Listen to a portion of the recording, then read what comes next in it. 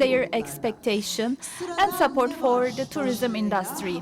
What is next is called the new session. We have our moderator, Mehmet Tevfik Nane from Pegasus Airlines, chairperson of the board, and our panelists from TAV Airport, CEO Mete, Erna. Hoş geldiniz. TAV Security CEO Turgay, Şahan, TAV Security CEO. Buyurunuz efendim, hoş geldiniz. Welcome, sir. And we have Şükrü Can, CEO of Southwind Airlines. Mehmet Bey, efendim 35 dakika zamanımız var. Yes. Mehmet Bey, Mr. Mehmet, we have 35 minutes. The floor is yours. Good morning, everyone. Thank you for being here to listen to us at this early time of the day. Tourism and air travel are integrated to one another to create value and to make sure that added value stays in our country. These two are important stakeholders.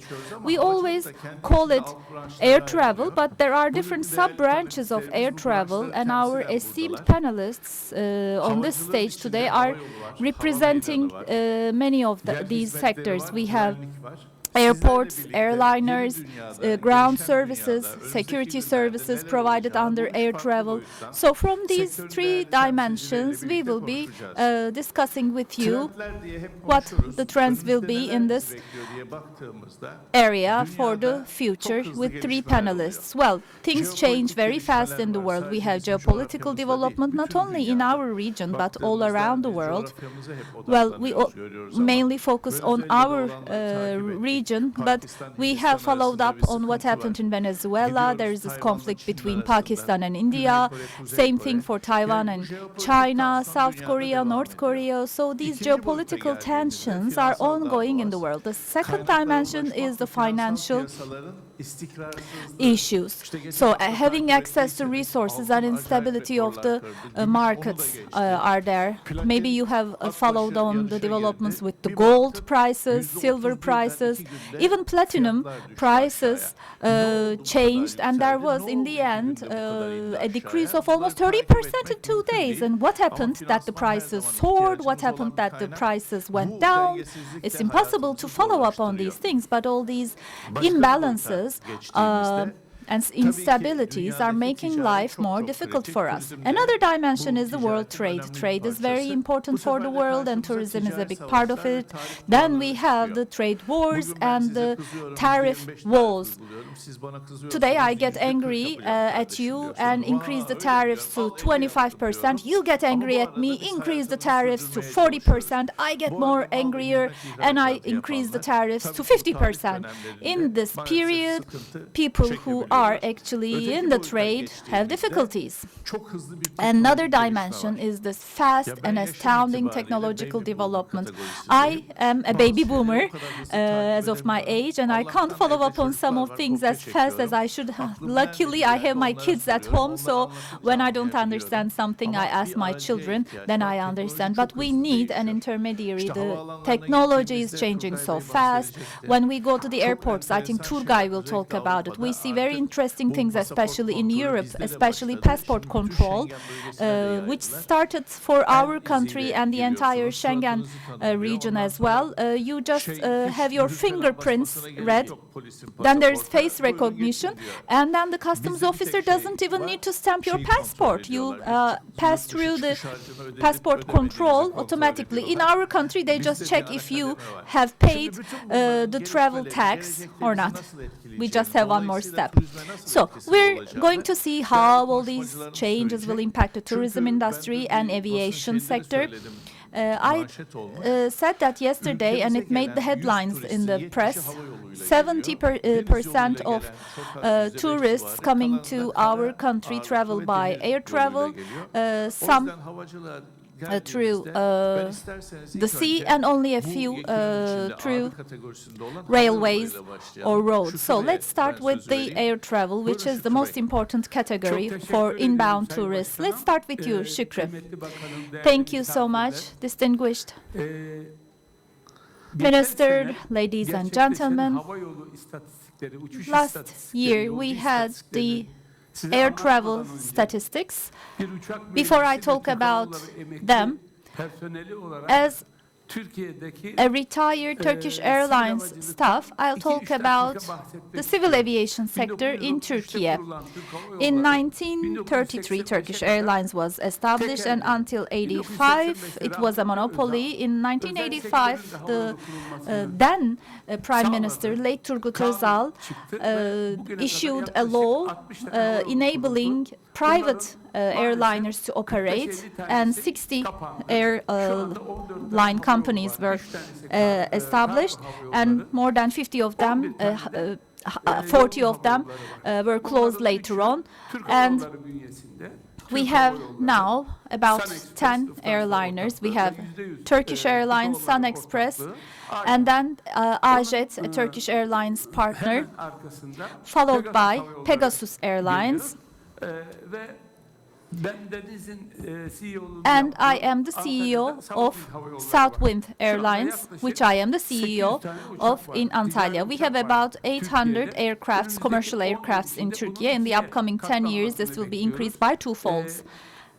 In 1982, when I was an intern at the Turkish Airlines, we had just 15 aircrafts, and when I started my full-time job in 1989 at Turkish Airlines, we had 200 aircrafts, but now we have more than 500. Pegasus also has more than 300, and Southwind has 14 aircrafts. We have long hauls, and we have in total 4,585 seats, and we have the highest number of seats in an aircraft. The 777s, we have those aircrafts. I don't even need to mention the figures for Turkish Airlines, but we have to talk about Pegasus constantly, because state control, government control, and protectionism is not there for Pegasus, but it's still a success story. Sabiha Gökçen Airport is used just like Ryanair is using Stansted Airport as a base, or EasyJet with Londra Luton, as they use those airports as bases. Pegasus is using Sabiha Gökçen as a base, creating a success story. And Sun Express is doing extremely well in Antalya in the same manner. And as Southwind, we are bringing passengers to Turkey, Egypt, Thailand, from 19 different Russian cities. We also have domestic flights from 22 cities of Turkey. We are flying to Hajj and Umrah destinations. So, as the Supreme Authority of Civil Aviation, we have issued statistics. I didn't check my time. Okay, you check my time, okay? Next slide. On this slide, you see last year's figures for Europe, mainly. The amount of flights.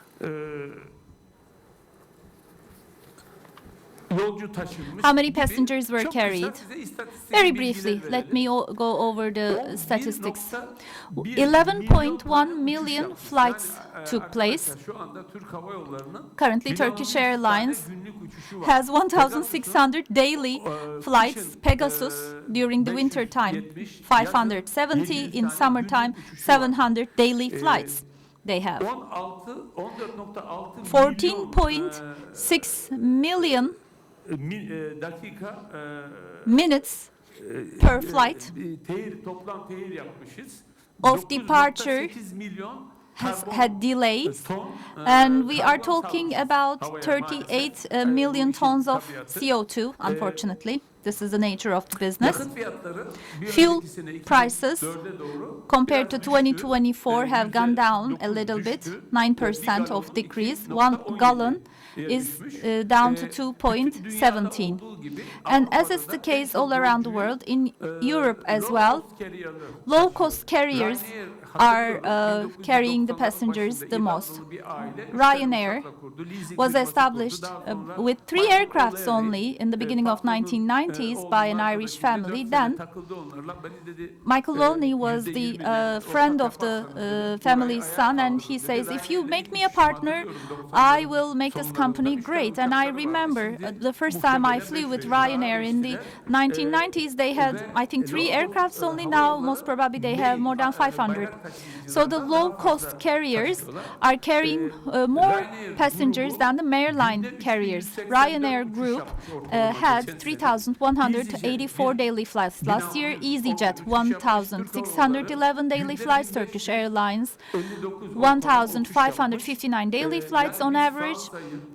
So when we compare ourselves with France, Air France, KLM, Iberia, British Airways, we are surpassing all of them. In 1982, when I started as an aviation engineer at Turkish Airlines, if someone was to come to me and tell me that we would be better than British Airways, Air France, KLM in 40 years, I would directly refer them to a mental institution for rehabilitation. I would think they were nuts. But today, Turkish Airlines, Pegasus, and Sun Express is writing history. The Turkish aviation sector is writing history. When we take a look at this forecast, the upcoming 20 years, 30 years, this trend will go up. We had 8 flights to London Heathrow when I was a student. Now only Turkish Airlines has 8 flights to Heathrow. So Turkish Airlines, in terms of the number of flights, is ranking in the 3rd position in Europe. And all countries, they are flying to all countries, but a very brief summary of the situation in Europe is seen on the slide. 11.1 million of flights took place, as I said, compared to the last year, to the previous year. It's an increase of more than 4%, and in the upcoming 7 years, Eurocontrol is projecting for the 7 years, and now figures are similar to the pre-pandemic figures. And in South Europe, flights are, the number of flights are higher than last year, but it's not the same thing for Northern Europe, because the Ukrainian airspace is closed. The low costs had the highest amount of flights, and the remaining airliners had 34% of the flights. And in terms of on-time departures, there is an improvement year on year. The rate is 76% of on-time departures. Fuel prices went down, as I said a while ago, by 9%, and ticketing prices decreased slightly, just 1% almost. This is about the expectations. 2019 figures are now reached. I mean, the pre-pandemic figures are now reached. Well, what we all should be proud of are these statistics that I would like to share with you. So in civil aviation, you see overflights, the number of overflights. We are 6th in Europe, with 5,089 flights that are flying over Turkey. So let's skip these slides. I think we let's have some 10 additional minutes. So 76% on-time departures, 70% they landed timely on time. There are various reasons, but that you can see on the graph to the right-hand side. Where's the pointer? I think this is the one. Do you see? No? Here. Oh, okay. To the right, you see the reasons of delays, etc. So you see all the details. The executive summary Türk Hava Yolları shows günlük uçuş the olarak rest. So daily Ryanair ve EasyJet'ten flights sonra geliyor. after Ryanair and EasyJet comes Turkish Airlines. I think Air France, KLM Iberia. So we are exceeding all of those. 2005, Temel Koti. Well, he brought me from the UK, and Lufthansa has 10 warehouses. They are buying Poland, Air Brussels, Air Swiss, etc. What shall we do? Well, we should grow more. We have 14 warehouses, 500 aircrafts now. Well, they are not swallowing us up. They are thinking about their own future. 800 billion euros are spent for the defense industry of Europe, and they are not going to be subsidized by the government as they used to be. So first 11 position, you can see the top 11 ranking. Pegasus has averaged 588 flights per day. On the right hand side you can see that.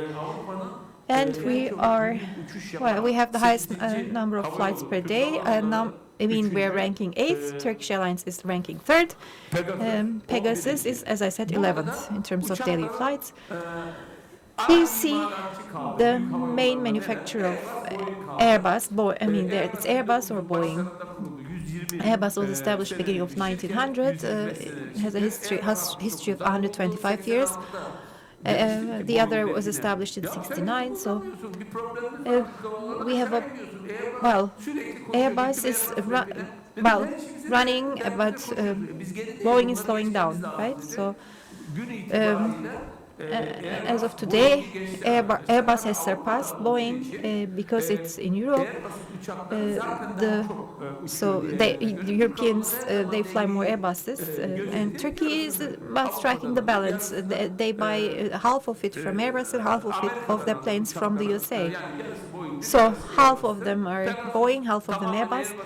Pegasus wanted to do only Airbus, and I think they saw Boeing was not going well, and they ordered 200 plus 100 planes, and the kiss of life for Boeing from Pegasus. Next slide. In 82, I was an intern, aircraft engineer, and interning at Turkish Airlines. If they had told me Istanbul will have the highest passenger traffic in the world, I would send them to another mental facility. But in the recent years, Istanbul Airport, despite all debates about its location, that it shouldn't be where it is now, despite all these discussions, I think in the last few years it has been #1 in Europe, right? In terms of passengers, number of passengers. I have 1 minute time, so it's told time from Mete. Okay. Turkish Airlines is number 12 in the world. Istanbul Airport is number 7th in the world in terms of traffic flow. You see, the entire world. I skipped all of the other parts. Okay. Carbon emissions. Yes. We have lots of carbon dioxide emitting into the air, and the derivatives polluting the air. Aircraft delivery, more than 700 were delivered, 413 from Boeing and 373 from Airbus. So these are the new deliveries, and 109 planes with larger bodies were delivered. You see the jet fuel prices per barrel, and this is the year forecast update. They envisage an increase unless there's war or earthquake or other geographical issues. This is the update for up until 2031. So the figures are going up. Well, thank you very much for your patience. Okay, thank you, Şükrü Bey. Mete Bey, what about you? We're doing ground handling services at the airport. when the airplane arrives late, we have to be quicker. So gain on ground time is an important concept. When the plane is late, the other flights will be late, so we have to be quicker on the ground. So and everyone will be unhappy, including the passengers and yourself. So gain on ground. Okay, I will to gain on ground with my speech. So let's have a look at the commercial wars. Despite all the commercial war pressures, globally speaking, GDPs are growing, GNPs are growing everywhere, and international trade is growing, and it's resilient so far. International trade, international passenger transportation is supported by GNP, right? By the economies of the countries that they keep growing and keep their strength. So we see its repercussions in civil aviation. IATA has published data in 24-26 in air travel. 4% growth is foreseen. And one of the most important elements of it will come from Asia Pacific. So the expected growth in Asia Pacific is 7%. So international air travel, the largest markets are Europe and the USA, North America. But they have saturated themselves for the last years. And then we're talking about emerging countries, including Turkey that are growing faster than that. And one of these regions is Asia Pacific. So let's have a look at the long term. International Airports Council, which TAV is a member of, they say that this is the global pressure group, interest group, Airport Council International. They made an estimation up until 2043, the total air passengers will go from 10 billion to 17 billion people. So by 2053, people expect 22 billion passengers. So in the next quarter of a century, we'll see that the air travel will grow double by 2.5 times. So 53.4 global growth increase accounts to that, but Boeing has made other estimations, which are parallel to the previously mentioned. So the commercial aircraft fleet is 27,000. By 2044, it will go up to 50,000 planes, and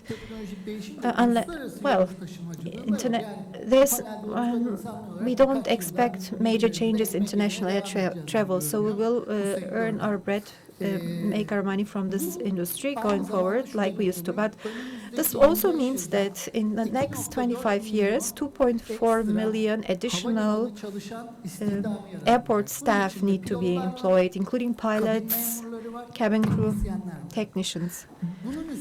And on top of that, the ground handling service staff has to be included. International air travel is an important leverage of economies, and of course tourism is an important leverage of air travel. So and IATA's estimates go hand in hand with that, especially with e-commerce. Improvements in e-commerce will increase, and increased growth of cargo will also further this industry. Middle income, the middle class will use air travel more, and low-cost airlines have become quite common. But what are the risks? There are geopolitical risks, economic risks, the trade wars, and the supply chain problems. So the two largest airplane manufacturers, Boeing, Airbus, they are delivering late. So an aircraft is very valuable. Second-hand or rented, the price of rented aircraft has increased. Old airplanes are becoming cargo planes. This also grows the industry. No one is converting the passenger plane to cargo planes because of the belated delivery of the manufacturers. So next quarter of a century, number of passengers will double, and this requires, of course, infrastructure investment. Airports, Airport Council International made estimates for 2040. 2.4 trillion of US dollars are needed. Unless the investment comes, we will saturate existing capacities quicker, and there will be small operational issues will become bigger, cause disruptions and lack of customer satisfaction. So, ACI, the same council, is drawing attention to other issues connected to that. What we need most is coordination right now. With whom do we need to coordinate better? With the authorities, the governments, the ministries, the airports,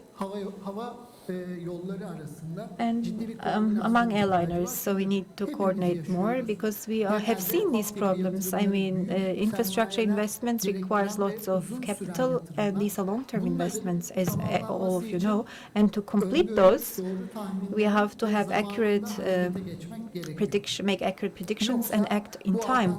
Otherwise, the increased capacities will, of course, increase turnovers and revenues, but they will also cause other bigger problems, and are entailing bigger risks. We are not talking about growth only. In the next 25 years, the service of quality, the importance of the service of quality will increase, so there will be more competition in services as well. You're going on a holiday for a week, let's say, and the most unpleasant part of it is traveling. You go to the airport, wait in queue, so you board an overcrowded plane. It's hot, it's cold, the flight is late, you're not on time, and so the purpose of the part about airports is the most unpleasant. So we want to make it more bearable, of course, for travelers. But I'm not only talking about construction investments or in making capacities bigger. I'm talking about technologies also, so backing this up to improve the productivity and efficiency of our services. Airports, the bottlenecks of airports, all of you know that, are security, for example. Checkpoints, security checkpoints, passport checks, controls by boarding at the plane. Bunların hepsinde bazılarında, yani uçak park aprons and parking spaces. So you can construct aprons and parking spaces, etc. I mean, airplanes, they can land quicker and take off quicker today thanks to technology, but technology is emerging or advancing when it comes to passenger services. Well, we don't have to go. You had to stop at the check-in counter in the past. Now, if you don't have luggage, you can go directly to the boarding gate, to the passport check, control desk, etc. So the process, biometric identity technologies have developed, and that's why the services, passenger services, have become better. So we can do online check-ins, etc. So this will continue to improve. There's a new practice in Dubai. Without entering through several corridors, you can enter one country if you accept sharing biometric data. It's not only. I'm not talking about unmanned desks. I mean, when we walk from here to there, the camera is watching you, and if they have your biometric data, they can confirm that you have entered Dubai. So it's in a trial period, this technology, but it requires that all passengers share their biometric data in detail with. But we have this technology, I mean, now. And it will increase efficiency in airports. So there's need for construction, but there's need for monitoring. Well, these are issues which will lessen the need for funding, etc. So it has become automatic, and there's biometric identity checks, but human touch is also needed. Many passengers, for example, they check in their luggage without speaking to anyone, but many people, many passengers, they go to the desk to talk to people, to check in at the desk. So sincere support is needed, and human touch is still needed. Sincere help and support is needed, so we will need this staff and more and more. Actually, passengers want to be ready to board the flight when they come to the airport. Pegasus, I remember what Pegasus Airlines did. We are not low cost. They said we are digital airline. We are not low cost, and we are one of the service providers for Pegasus. This is important. This will make a difference because the price difference is saturated. Everyone is selling tickets at similar prices today. Biometric sharing, well, 72% of passengers are inclined to share their biometric data with the airport. And passengers, they want to experience moments that they will remember at the airport. And an important element of that is the airport fitting the geography and the local structures, having local cuisine present in the airport. Not products you can find anywhere, but having products that are local, that can make passengers feel special. Be it kitchens and restaurants, this is important. Selling local products at duty-free shops is important.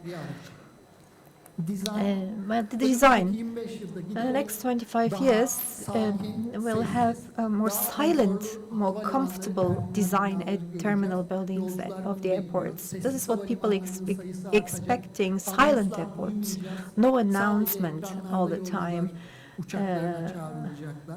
Just being called to the gate when the plane is ready, etc. That's what they want.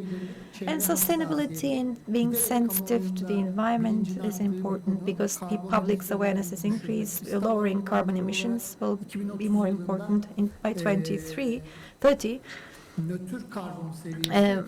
We would like to reach the neutral carbon level by 2050. We would like to reach net zero emission level. As TAV, we made this public. All airports, they will be more sensitive towards that going forward. But what passengers expect is that airports also serve local people and create local employment and support local tourism. The next speaker only has 4 minutes. You stole away his time. Okay, I think I told I presented half of what you wanted to present, but tourism, air travel, it's the right industry because in the next few years it will continue growing very quickly. Turgay Bey, you only have 3 minutes. Maybe I should just tell a joke and leave. Then thank you, distinguished chairman and dear participants. I'll try to wrap up or summarize. I'm sure. What about air travel security? Security and comfort and convenience need to be balanced going forward as well. I'm representing the security aspect of airports, but I'm also representing TÜRSİT, the association, and I owe you thanks for inviting me. So automation was mentioned by the previous speakers. I will talk about that and the historical evolution of security, what we are trying to do as well. So in summary, the point reached is, in fact, something mentioned yesterday. They said safety, but we say it's security. So the security and digitalization, automation, they go hand in hand. So we need to do something about those. As Mete Bey said, we don't want to stress the passenger. Air travel should not be challenging. It should be comfortable, convenient for people, and people should remember their travel. What people don't know is 8+1. This is a security concept, 8+1. People are not aware of it. Sometimes some people are, some people are not. And it comes during your trip at the airport, up until you take your seats at the aircraft. There's a process. Well, there's some bottlenecks along the way, which are challenges for you. We're trying to do away those challenges. So security requires having a vision. When risk goes up, security comes to the fore and convenience goes down. But the new approach, despite higher risks, we want to keep convenience for passengers, but on par with security elements. So what will we do? How will we do that? International organizations and local organizations, including state authorities, they have a smart security, future security, integrated security concepts that are put in place. So at these points, what we're trying to do for you and the passengers is to use AI and biometric data at passport control points. Now, the Minister of Tourism came yesterday, and before the start of the season, they drew attention to the number of police in the passport booths. With e-gate, there is no need to talk about that in detail, but we had trouble with it, especially in Antalya, due to lack of the number of police. We've had some troubles. We said that if we have bilateral agreements with countries, maybe if there are passenger manifests, and maybe foreigners can also use the e-gate to pass through passport control, so that they are also they can experience a convenient journey. Well, can we add 3 minutes? But yes, put your hands together if you want to give us 3 additional minutes. Okay. Thank you so much. So, okay, what do we need to do? An example, passport check. So there are some complicated structures that we don't want passengers to feel. So with automation and biometric data, we need to adopt a practice which will ensure more convenience. It's called the Matrix program with us. So what we want here to identify the risk.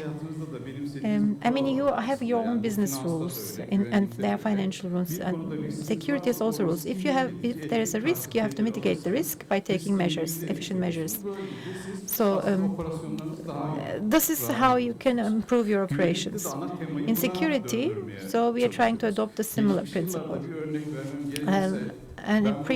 An example from previous years, I'm talking about aviation security, but this is also transportation security. It's true for air, land, and sea. Security authorities, once a risk realizes, are trying to find out the root cause and take measures. But then the cycle's changed, and technology is providing interesting means to us. Before something happens, we are trying to think of the damage which will be caused by the risk or the hazard, and take precautionary measures by using a matrix program. So know the risk, take an effective countermeasure, and then mitigate the damage. So with known passenger lists, you can give right of passage or right of for the passengers on the list, and depends on the conditions of today and the strategic position of countries, geographical structures, etc. So you can be unique to a country, and we have to abide by international norms, of course, and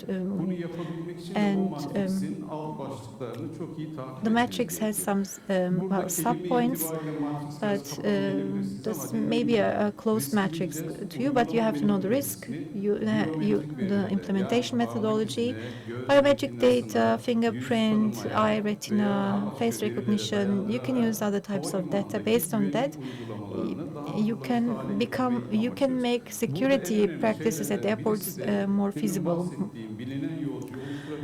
There are so the concept of known passengers. For that, we need to share data with countries. Maybe by way of bilateral agreements with these countries, they can give us their biometric data so that we can match them, and to ensure a safer passenger flow. There are yellow, orange, and red lines or codes in the system. Of course, we can do that. We can do that after 2030 based on international organization predictions, but there's something we can do locally. This is called touchless technology, so that passengers are exempt from certain steps, and they reach the airplane easier. Culture is very important, the security culture. So if passengers board the planes the quicker they board planes, the better, but passengers' awareness needs to be raised to do that, and state authorities, us, we need to help them do that. What's the purpose? So a backpacker, think of a backpacker, and there are certain security checkpoints that they need to pass, and all kind of property, including personal property, when they put it in the backpack, without meeting any obstacles, other than the random checks, 1 in 10 passengers, they can board their planes in a smooth manner, because inorganic and organic differentiation is possible with our equipment. So the equipment can read everything that is in the backpack, and so that the stress level goes down for the passenger, and they can skip right away to the more comfortable areas of the airport. Thank you so much. We ran out of time. Excuse us. Çok detaylı. Yes, as you know, we have very detailed topics. Maybe we can have a separate panel for ground services or for security services next year. So sorry for exceeding our time, and thank you to the panelists. Thank you. Yes, please, for a photo, can you come up to the stage? Let me tell you a joke to brighten up your day. In the Black Sea region, there was a student, he got 7 from the exam, and he wrote the number 7, but he wasn't sure how to spell it, 7, S-E-V-E-N, and he asked the teacher, how do I spell 7? And he says, just write 8.